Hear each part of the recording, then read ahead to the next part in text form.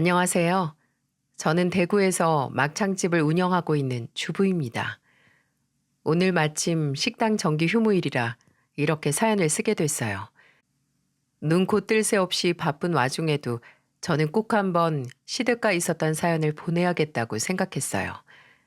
저는 올해로 막창집을 운영하게 된 지 9년 차가 된 사장님이에요. 슬하에는 일남 일녀 아이들을 키우고 있는 엄마이자 시댁에서는 맏며느리 같은 둘째 며느리랍니다. 세상에 맏며느리 같은 둘째 며느리가 무슨 말인가 싶지 않으신가요? 제 남편은 둘째인데도 아직 철이 안 든 형 때문에 장난 같은 의젓한 사람입니다. 그래서 덩달아 저도 맏며느리 같은 삶을 살고 있고요. 둘째인 제 남편이 자식을 둘이나 낳고 키우는 동안 아주버님은 이혼이라도 했나 싶으시죠? 차라리 이혼이라도 할 정도의 사람이었으면 좋겠다 싶을 정도로 경제적인 능력이 없는 사람이랍니다. 그런데 아주버님을 이렇게 만든 사람들이 바로 시부모님들이십니다. 처음 지인의 소개로 남편을 만나게 됐을 때 의젓하고 듬직한 남편이 좋았어요. 지금 생각해 보니까 남편이 의젓하고 듬직했던 이유가 철이 없던 형과 장난밖에 모르던 시부모님 덕분인 것 같습니다. 제 남편은 처음 만났을 때도 순수하고 착한 느낌이 좋았어요. 그래서 남편과 첫 만남 이후 여러 번 만나서 밥을 먹게 됐고 그렇게 자연스럽게 연애로 이어지게 됐답니다. 연애 2년 동안 둘이 쌓았던 추억도 참 많았어요. 남편은 버스를 운전하는 기사였는데 운전대 잡는 걸 즐기는 사람이었거든요. 그래서 남편 덕에 저는 산으로 바다로 참 좋은 재미난 연애를 했었던 것 같아요. 하지만 결혼 준비를 하면서 본격적으로 문제가 생기기 시작했어요. 본격적으로 결혼 준비를 하는데 남편 표정이 날이 갈수록 좋지 않은 거예요. 처음에는 무슨 고민이 있나 물어봐도 대답을 피했고 결국 제가 아예 작정을 하고 물어보게 됐습니다. 저는 남편을 불러놓고 눈에 힘을 주면서 단호한 목소리로 물었어요. 아니, 영식 씨, 무슨 고민 있어? 우리 결혼식장도 다 예약했는데 그런 표정을 하고 있으면 결혼하기 싫은 사람 같잖아. 아니야. 나도 결혼해서 행복하게 살고 싶어. 그런데 그게 마음처럼 잘 안 되네. 마음처럼 잘 안 되면 나랑 상의를 해야지. 혼자 그렇게 끙끙 앓고 고민하면 내가 어떻게 알고 도와줘. 그게 우리 형이 아직도 시험 공부 중이라 부모님이 나 직구할 때 돈을 못 도와주실 것 같아. 결혼 준비를 하는 동안 표정이 좋지 않았던 남편을 붙들어 놓고 물어봤더니 글쎄 집 문제로 고민을 하고 있던 겁니다. 남편과 연애를 하는 동안에도 형이 행정고시 시험 준비를 하고 있다는 걸 듣긴 했지만 그렇게 긴 시간 동안 하고 있는 줄은 몰랐어요. 저는 그래서 집 문제로 표정이 안 좋은 남편을 보면서 결심한 듯 말했습니다. 처음부터 큰 집에서 시작하는 사람이 흔한가? 우리 형편껏 시작하자. 같이 살면서 살림 늘려가는 재미 보면서 살면 되지. 작은 빌라 정도밖에 못 구할 텐데 괜찮겠어? 그게 어때서 단칸방에서 시작하는 사람도 있다는데 우리 시작은 빌라지만 꼭 나중에는 아파트로 이사 가자. 우리 둘이 열심히 살면 해낼 수 있을 거야. 남편은 제 말에 감동이라도 한 것처럼 저를 보면서 밝게 웃어 보였어요. 이렇게 없으면 없는 대로, 있으면 있는 대로 늘 사실대로 말해주고 의논해주는 남편이 좋았습니다. 항상 거짓 없이 저에게는 사실만을 말해주는 남편이 좋았어요. 이런 사람이라면 평생을 같이 살 수 있을 거라고 생각했죠. 제가 결혼할 당시만 해도 시댁은 큰 고깃집을 운영하고 계셨어요. 나름 동네에서는 규모도 있고 장사도 좀 되는 곳이라서 돈도 꽤 벌고 있을 때였습니다. 그런데도 둘째 아들 결혼에는 땡전 한 푼도 안 도와주셨어요. 남편은 서운할 법도 한데 오히려 담담했습니다. 시댁에 처음 인사를 갔던 날 어머님은 제게 이렇게 말씀하셨어요. 원래 집안이라는 게 장남이 잘 돼야 다 풀리는 법인데 아직 우리 큰아들이 공부를 하고 있잖아. 그러니까 내가 결혼한다고 빼줄 돈이 있겠어? 서운해도 어쩔 수 없어. 결혼도 장남 먼저 보내려다가 순서 바꿔서 보내는 것만으로도 감지덕지라고 생각해. 저는 어머님의 단호한 말에 고개를 끄덕일 수밖에 없었어요. 그래도 같은 자식인데 어쩜 둘째 아들 앞에서 저렇게 말하실 수 있나 싶었어요. 하지만 남편은 어머님의 냉랭한 태도에도 화 한 번 안 내더군요. 오히려 저한테 형을 대변하듯 말했습니다. 우리 부모님이 워낙 형한테 거는 기대가 커서 그래. 형도 열심히 공부하고 있는데 생각처럼 잘 안 풀리는 것 같아. 생각해보면 형도 부담될 텐데 불쌍하기도 하고 나라도 걱정 안 끼쳐드리게 살아야지. 당신 생각이 그렇다면 어쩔 수 없지. 나랑 같이 더 잘 살아보자. 결혼 당시에는 시댁 분위기가 잘 이해가 안 갔어요. 하지만 아주버님은 원래 공부도 잘했고 똑똑했다는 말을 듣자 진짜 공부 잘하는 수재였구나 생각했어요. 그런데 저는 시댁이 그동안 어떻게 살아왔는지 결혼 1년 만에 다 알 수 있었답니다. 주변에 보면 꼭 장남한테 집들 하나씩 있지 않나요? 그게 바로 제 시댁이었어요. 어머님과 아버님은 장남이라면 자다가도 벌떡 일어나실 정도였죠. 시부모님들의 장남 사랑은 행정고시 시험 준비 뒷바라지를 보면 다 느낄 수 있었어요.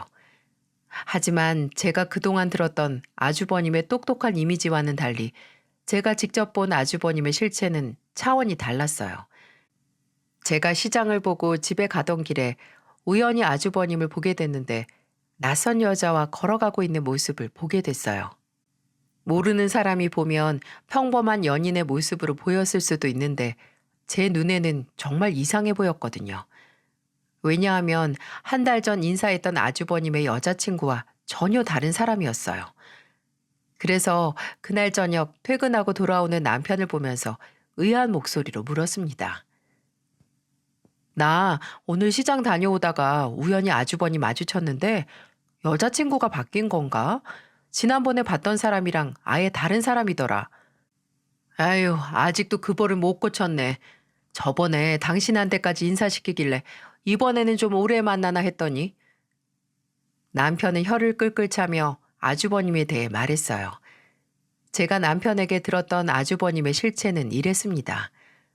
공부를 잘했던 건 맞는데 공부보다 여자를 더 좋아했던 사람이 아주버님이었던 거예요. 글쎄, 아주버님의 생활 신조가 가는 여자 안 잡고 오는 여자 안 막는 거라나요? 이게 지금 행정고시 시험을 준비하고 있는 사람의 자세라고 할 수 있을까요? 그런데 더 놀라운 사실은 이 모든 걸 남편만 알고 있던 것도 아니었어요. 바로 어머님과 아버님도 모두 알고 계셨던 겁니다.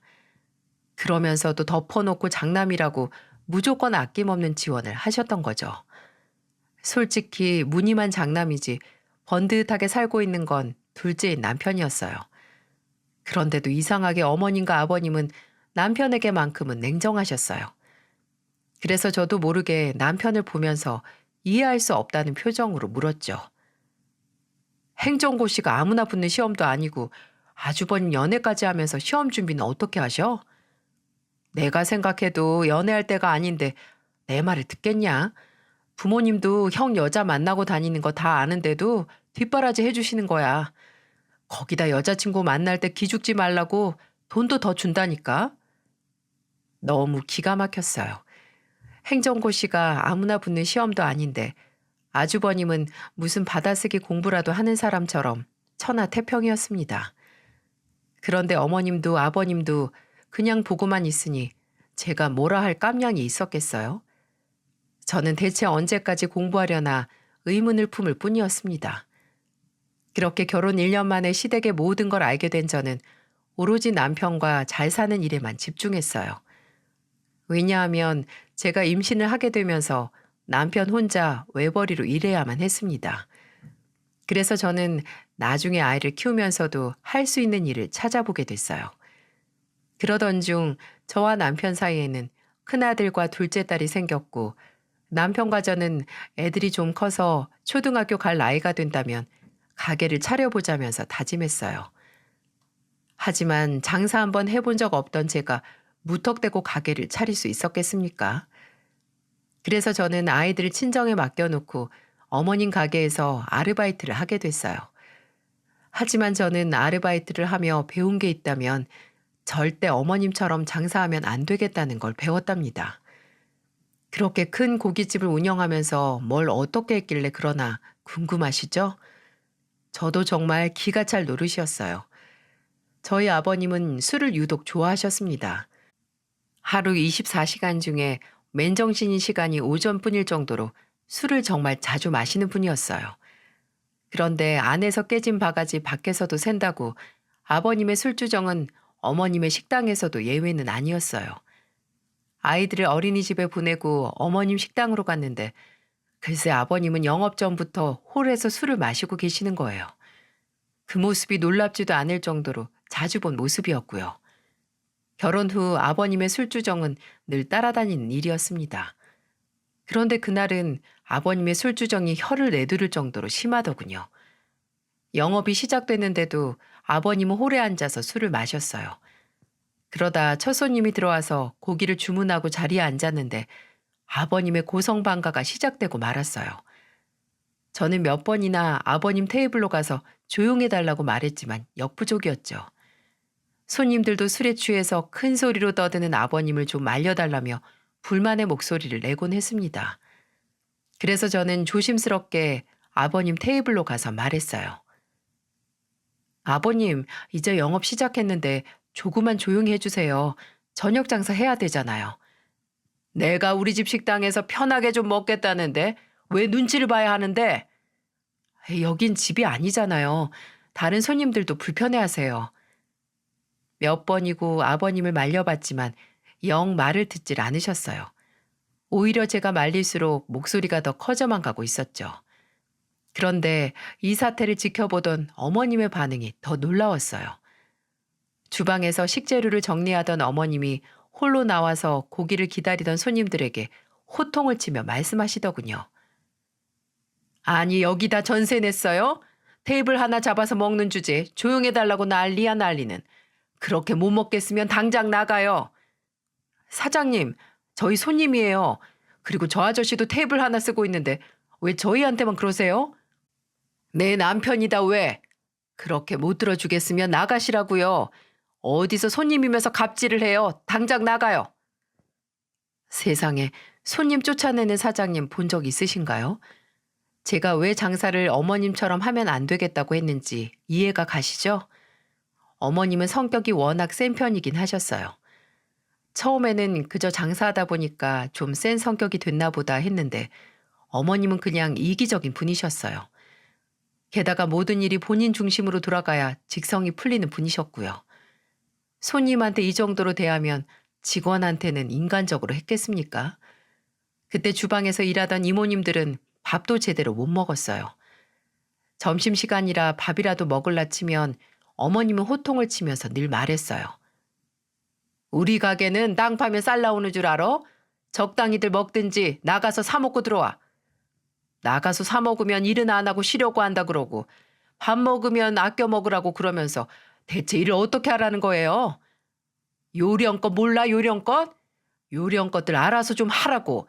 그러라고 뽑은 거지. 내가 일일이 이렇게 다 설명할 거면 왜 뽑아? 어머님의 이런 성격 탓에 3개월 넘게 일한 주방 이모가 없을 정도였습니다. 그중 가장 오래 버티고 있던 이모가 3개월 차였는데 이분이 퇴사 직전에 어머님은 정말 이런 일까지 시키셨어요. 오늘부터 우리 큰아들 점심이랑 저녁 도시락 좀 싸. 도서관에서 공부하다가 밖에 나오기 힘들 텐데 만들어서 바로 가져다 주고 와. 아니, 내가 식당 일 하러 왔지. 사장님 아들 밥 챙겨주려고 왔어요? 월급 주는 사람이 난데 내가 시키는 일은 다 해야지. 상식을 벗어난 어머님의 지시에 결국 3개월을 버티던 주방 이모님도 그만두고 말았어요. 어머님은 사람들이 나갈 때마다 요즘 사람들 참 문제라면서 남탓만 하셨죠. 이렇게 배짱으로 장사하고 있는 식당 보셨습니까? 저도 처음에는 어머님이 장사를 성격대로 하는 걸 보고 깜짝 놀랄 정도였어요. 그렇게 어머님 가게에서 저런 식으로 장사하면 안 되겠다는 걸 배우고 드디어 제 가게를 차리게 됐어요. 그때가 애들이 유치원 들어갈 때쯤이니까 딱 9년 전이네요. 원래 모든 처음은 오래 기억되지 않나요? 저도 남편도 처음으로 막창집 간판을 걸던 날이 아직도 눈앞에 생생하답니다. 처음에는 혼자서 적응하느라 애 좀 먹었어요. 막상 제 가게를 차리고 보니까 신경 쓸 게 정말 한두 개도 아니었거든요. 친정 어머니의 도움으로 애들 걱정은 없었는데 가게만 생각하면 늘 할 일이 태산 같았어요. 그런데 이런 제 마음도 모르고 아버님은 어떠셨는 줄 아시나요? 술만 마시면 꼭 제 가게로 오시는 거예요. 이 문제로 어머님께도 여러 차례 말해봤지만 귀등으로도 안 들어주셨어요. 그래서 결국 참다 못한 저는 한창 바쁠 시간에 찾아와서 소란을 일으키는 아버님을 보며 말했어요. 아버님, 술을 드시고 싶으면 술집으로 가세요. 왜 제 가게로 오세요? 내가 왜 며느리 가게도 못 와? 나 지금 무시하는 거야? 저도 장사를 해야죠. 아버님이 술을 곱게 드시면 나가라고도 안 해요. 지금도 아버님 목소리가 제일 커요. 누가 뭐라 하는데? 내가 내 며느리 가게에서 떵떵거리고 마시겠다는데. 제가 뭐라고 해요. 여기서 큰 소리 치지 말고 얼른 어머님 가게로 가시든지 집으로 가세요. 저는 술에 취한 아버님을 가게 밖으로 끌어낸 뒤 급한 대로 택시를 태워드렸어요. 하지만 이 사건으로 저는 어머님께 완전히 찍혀버리고 말았어요. 아니 그럼 제가 술을 소리 지르면서 마시고 있는 아버님께 어떻게 해드렸어야 되는 걸까요? 어머님은 제가 아버님을 식당에서 끌어내던 다음 날 아주버님까지 데리고 아버님과 셋이 제 가게로 오셨어요. 그리고는 가게 한가운데 있는 테이블에 앉으시더니 저를 노려보면서 부르셨습니다. 아니 넌 손님이 왔는데 보고만 있을 거냐? 빨리 메뉴판 가져오고 물도 가져와야지. 저는 갑자기 타박하는 어머니께 메뉴판과 물을 가져다 드렸어요. 그때가 한창 저녁 시간이었을 때라 퇴근하고 들어오는 손님들이 꽤 있을 때였어요. 그래서 더 정신없던 시간이었는데 어머님은 쉴 새 없이 저를 부르시는 거예요. 아르바이트생도 있었는데 굳이 저를 부르시면서 이것저것 시키시는 겁니다. 그런데 저를 정말 화가 나게 했던 게 어떤 건 줄 아시나요?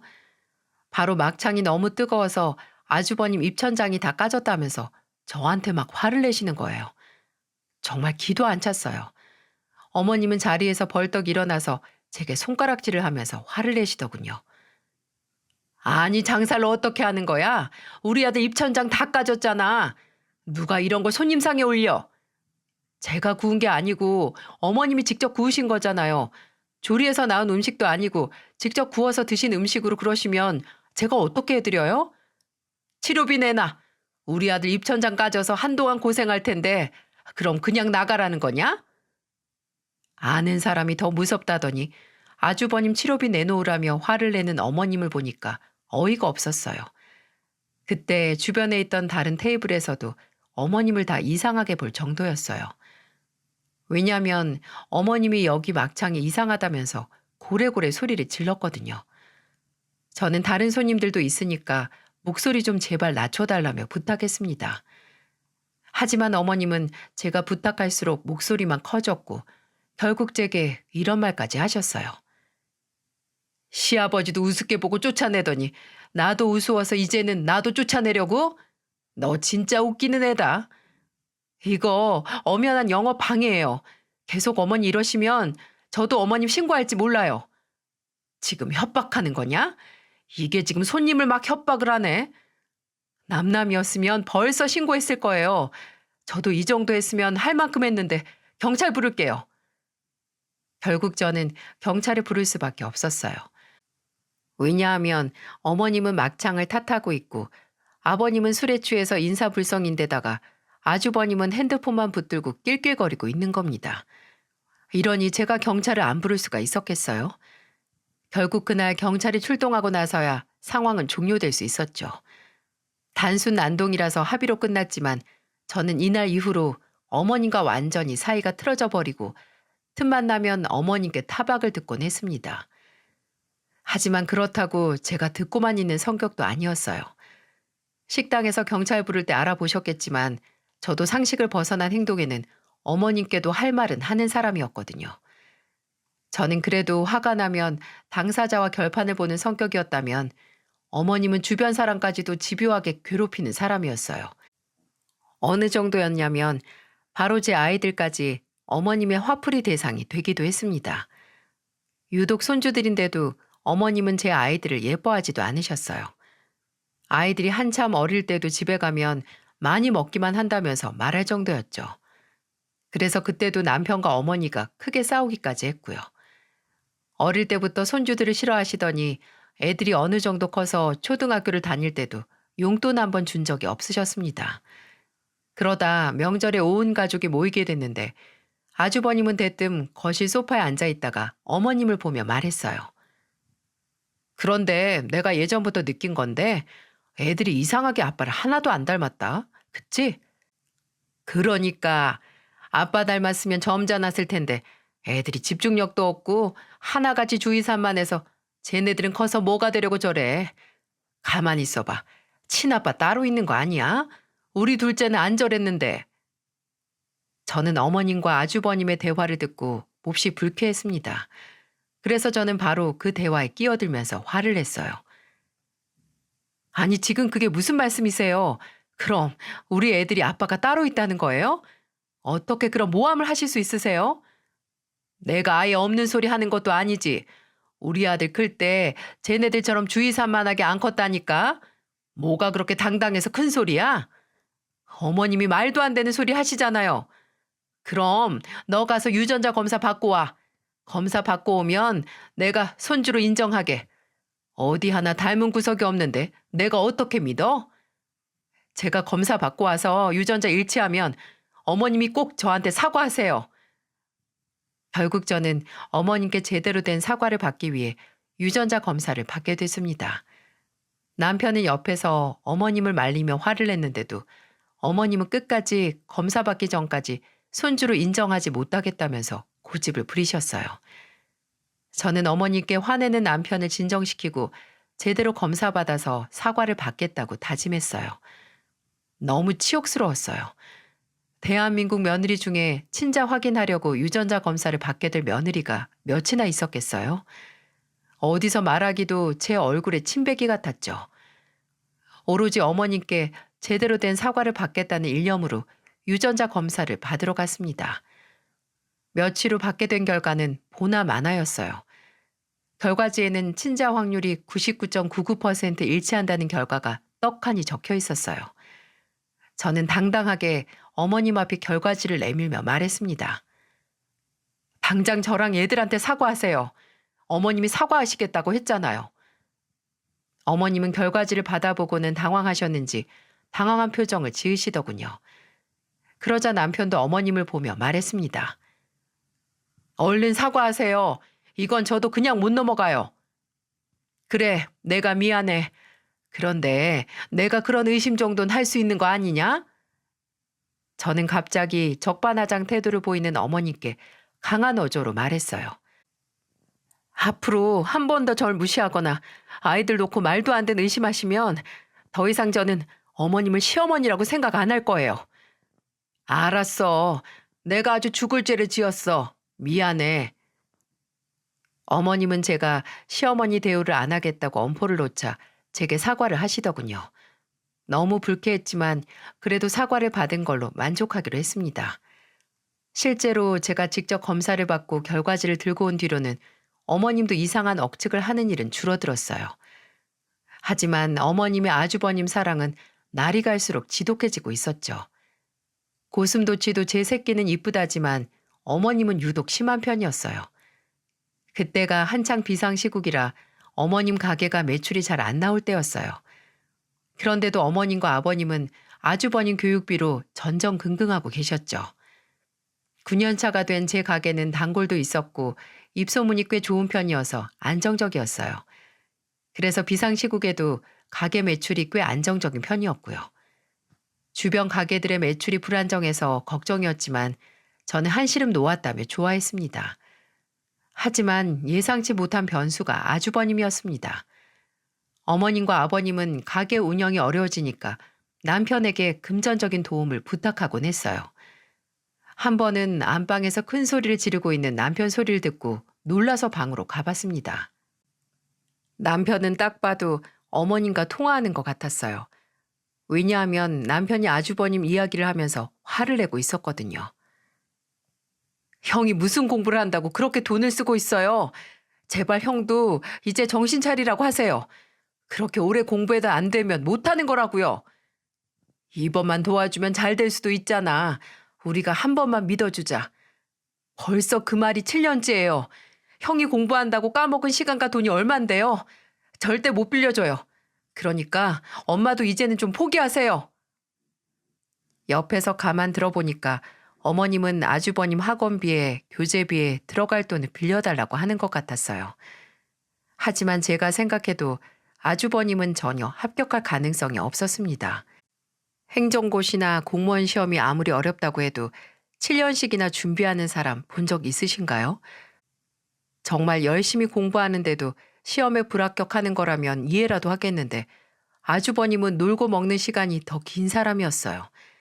이거야말로 밑 빠진 독에 물 붓기라는 생각이 들 수밖에 없었고요.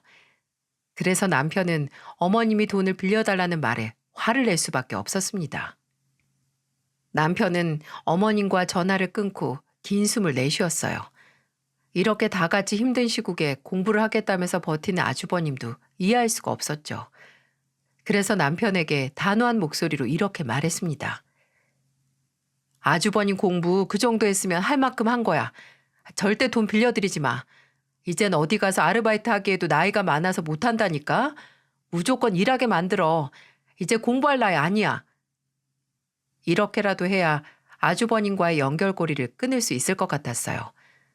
그때 시댁의 분위기와 달리 저희 부부에게는 희망의 동아줄이 내려오고 있었어요. 바로 6년째 도전하던 아파트 청약에 드디어 당첨이 된 거예요.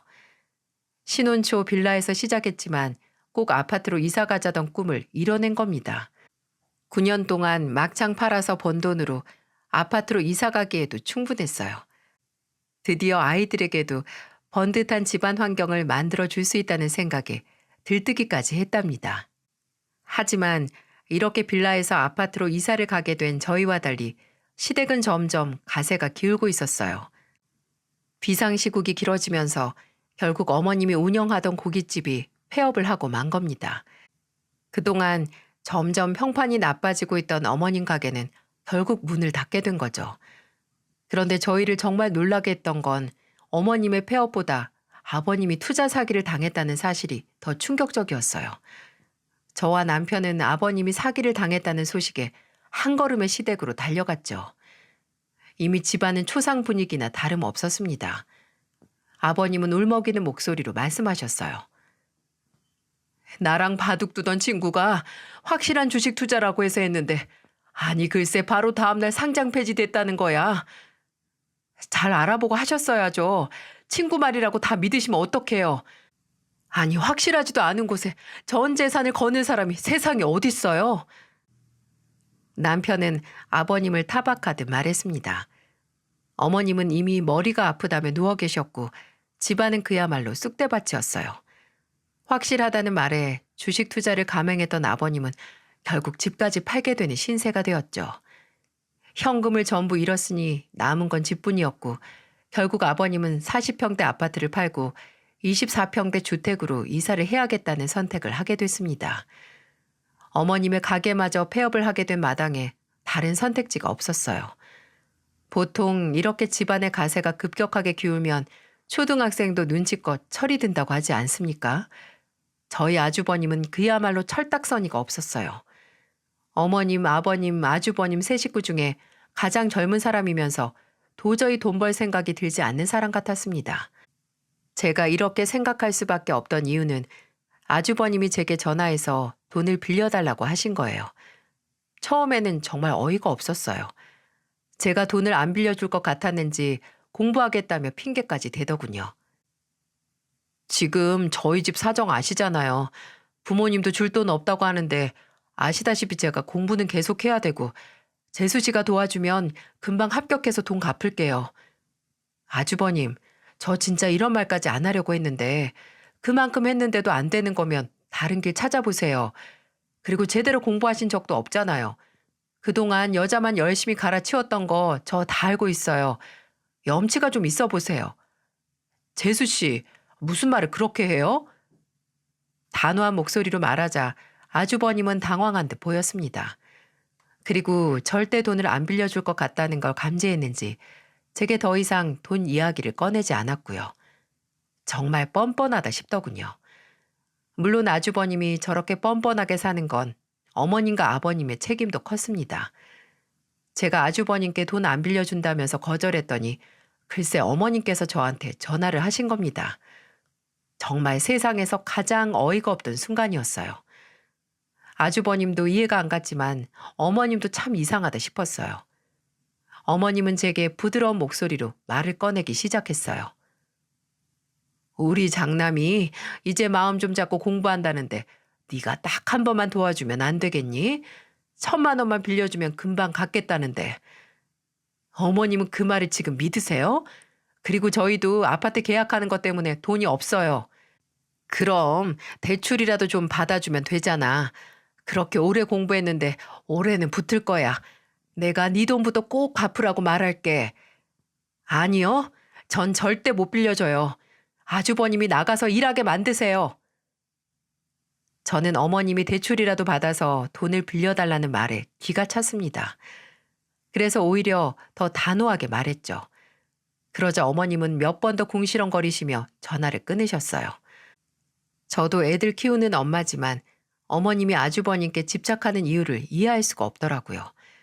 그야말로 밑빠진 독 그 자체였거든요. 그런데 제가 너무 단호하게 어머님의 부탁을 거절해서 그랬는지 어머님도 한동안은 제게 전화를 안 하셨어요. 그래서 저는 이제야 아주버님이 일을 하러 나갔다고 어림짐작하고 있었습니다. 그런데 저한테 전화를 안 하고 어머님은 남편한테 몰래 전화를 하고 있었던 거였어요. 이 사실을 어떻게 알게 됐냐면 남편이 제게 심각한 얼굴로 고민을 털어놔서 알게 됐어요. 남편은 제게 어머님이 했던 부탁을 어떻게 해야 하나 고민이라며 털어놨어요. 엄마가 형이 이사간 집에 적응을 못한다고 우리 집 큰 방 좀 비워달라시네. 절대 안 된다고 말하긴 했어. 혹시 당신한테라도 또 전화할까 봐. 안 된다고 해? 뭐? 우리 집 큰 방을? 아니 아주버님이 신생아도 아니고 적응을 못하게 왜 못해? 안 되겠어. 이 문제는 어머님이랑 단판을 짓고 오자. 저는 남편의 말에 황당함을 감출 수가 없었어요. 세상에 이런 부탁을 보통 시어머님들은 그냥 아무렇지도 않게 하는 건가요? 시집 올 때 한 푼도 안 도와주셨으면서 이제야 좀 살만해지니까 아주버님이랑 살라는 게 말이 되나요? 그날 남편과 저는 아예 시댁으로 찾아가서 제대로 대화를 하려고 했어요. 저는 어머님을 보면서 말했습니다. 아니 아주버님을 왜 저희 집으로 보내려고 하세요? 저는 절대 허락 못해요. 집안의 어른이다. 잔말 말고 금방 비워놔. 어른이요? 그렇게 대단하면 어머님 아들은 어머님이 끝까지 책임지고 모시고 사세요. 저는 절대 아주버님 뒷바라지 해줄 생각 없고요. 게다가 이사갈 집에서 큰 방은 더더욱 내주기 싫고요. 저는 집안 어른이라며 아주버님을 모시고 살라는 어머님의 말에 화가 났어요. 그래서 그동안 마음에 담아뒀던 말이 막 튀어나왔어요. 그런데 솔직히 제 말이 맞는 거 아닌가요? 살다 시댁 부모님 모시고 살게 될까 봐 걱정하는 친구는 봤지만 아주버님 모시고 살까 봐 걱정하는 제 팔자도 참 우습지 않나요? 이렇게 누가 들어도 말도 안 될 부탁을 해놓고 안 들어준다고 말하자 어머님은 갑자기 제 머리채를 잡으셨어요. 순식간에 머리채를 잡혀버린 저는 발버둥을 쳤어요. 옆에 있던 남편은 제 머리채를 한 움큼 쥐어잡은 어머님을 떼내려고 안간힘을 쓴 덕에 겨우 빠져나올 수 있었네요. 정말 기가 막혔어요. 아주버님 모시고 살라는 말을 거절했다고 며느리 머리채를 잡는 게 말이나 되나요? 남편은 어머님을 보면서 호통을 치면서 말했어요. 이 사람 시집 올 때 저희 집에 바란 거 하나도 없어요. 지금 이만큼 살게 된 것도 다 엄마 며느리 덕분인데 어떻게 손찌검을 하실 수가 있어요? 전 아들도 아니에요? 제가 먼저 싸가지 없이 말을 하잖아. 감히 우리 장남을 찍어 누리려고 하는데 내가 어떻게 듣고만 있어? 아파트 그걸 좀 생겼다고 나까지 무시하잖아. 형은 이렇게 엄마가 평생을 대신 나서줘야 하는 사람이에요. 그런데 그런 형을 데리고 살라고 하면 누가 사냐고요? 남편은 어머님께 고래고래 소리를 질렀습니다. 저도 맞은 것은 분하고 억울한데 싸가지 없단 말까지 듣고 나니까 이성을 잃었어요. 그래서 시댁 거실에서 온 집안을 뒤엎어버렸습니다.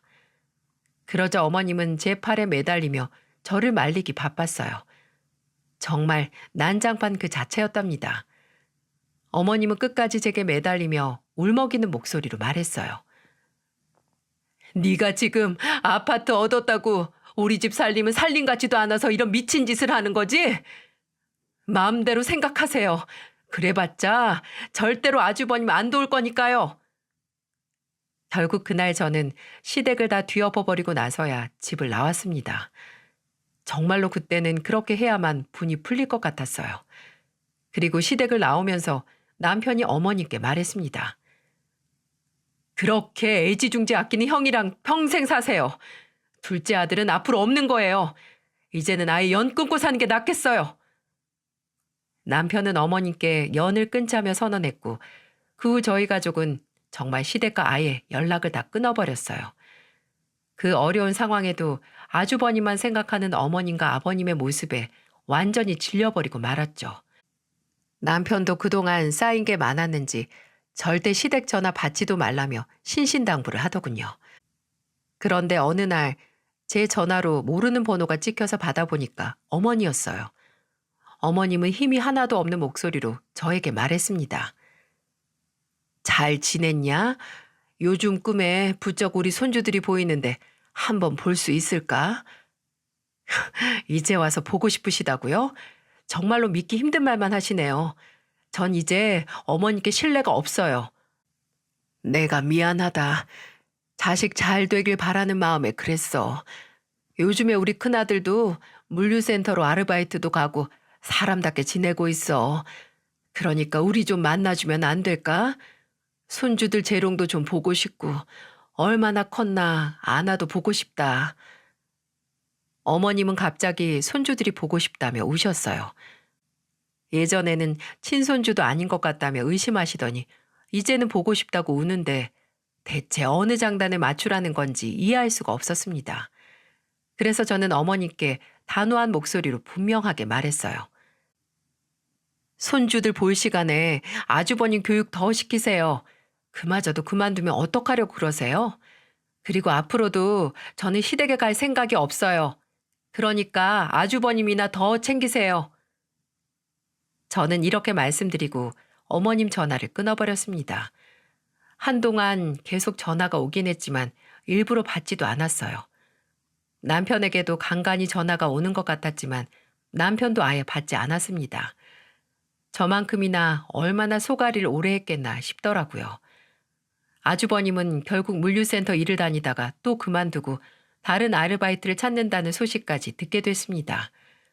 마음은 좀 안 좋았지만 지금 도와주면 앞으로도 도와달라며 손을 벌릴 테니까 그대로 두기로 했어요. 제가 들어본 말 중에 집안 식구가 바로 원수가 된다는 말을 들어보셨나요? 가족이 소중하지만 언제든 또 적이 될 수도 있다는 뜻인데 그만큼 가족에게도 늘 예의를 갖추어야 한다는 말이겠죠. 살다 보면 가장 가까운 사람에게 상처를 주고 살게 될 겁니다. 가까운 사이일수록 더 세심하게 신경 쓰며 지냈다면 저희 시댁도 지금쯤 평범하게 잘 지낼 수 있지 않았을까요? 씁쓸하기도 하지만 이렇게 되고 보니까 편하기도 합니다. 그동안은 항상 조마조마했어요. 가게도 잘 자리 잡았고 이제는 아이들과 남편과 함께 근교로 여행도 다니며 살려고 합니다. 힘든 날 지나고 편안한 날이 드디어 온 것 같아요. 모두들 힘드셔도 사람 일 앞으로 어떻게 될지 모른다는 희망으로 모두들 마음 편히 지내셨으면 좋겠습니다. 제 긴 사연 들어주셔서 정말 감사드려요. 건강하시고 항상 행복하세요.